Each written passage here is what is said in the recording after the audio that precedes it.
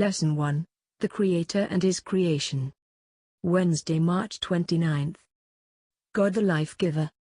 A. How did God give life to the first man? Genesis 2 verse 7. And the Lord God formed man of the dust of the ground, and breathed into his nostrils the breath of life, and man became a living soul. Because of his ability to give life, how is God described? Psalm 36 verse 9. For with thee is the fountain of life, in thy light shall we see light. When God has made man in his image, the human form was perfect in all its arrangements, but it was without life. Then a personal, self-existing God breathed into that form the breath of life, and man became a living, intelligent being. All parts of the human organism were set in action. The Ministry of Healing, page 415. The beating heart, the throbbing pulse, every nerve and muscle in the living organism, is kept in order and activity by the power of an ever-present God.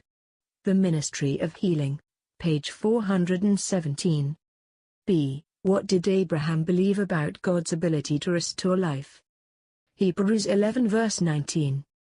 Accounting that God was able to raise him up, even from the dead, from whence also he received him in a figure. As father and son came to the place which God had pointed out to Abraham, he built there an altar and laid the wood in order, ready for the sacrifice, and then informed Isaac of the command of God to offer him as a burnt offering.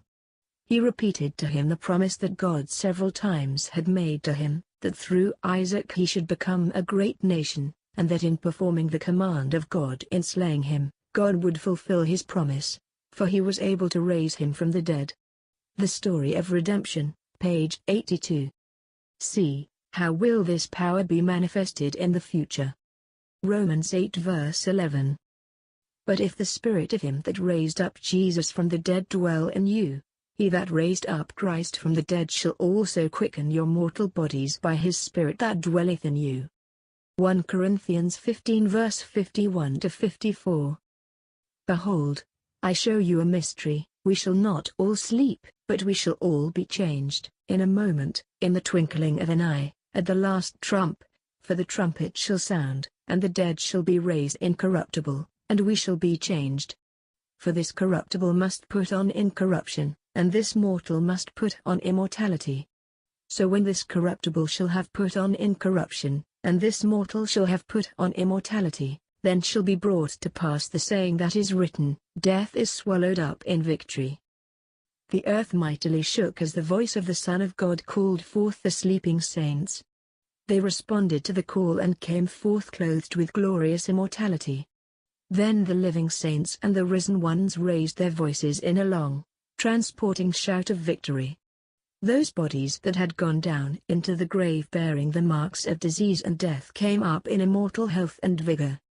The living saints are changed in a moment, in the twinkling of an eye, and caught up with the risen ones, and together they meet their Lord in the air. Early Writings, page 287. Thank you for listening to today's lesson. Tune in tomorrow, we will be studying about created as part of God's family. Feel free to share this lesson with a friend and please subscribe to our channel.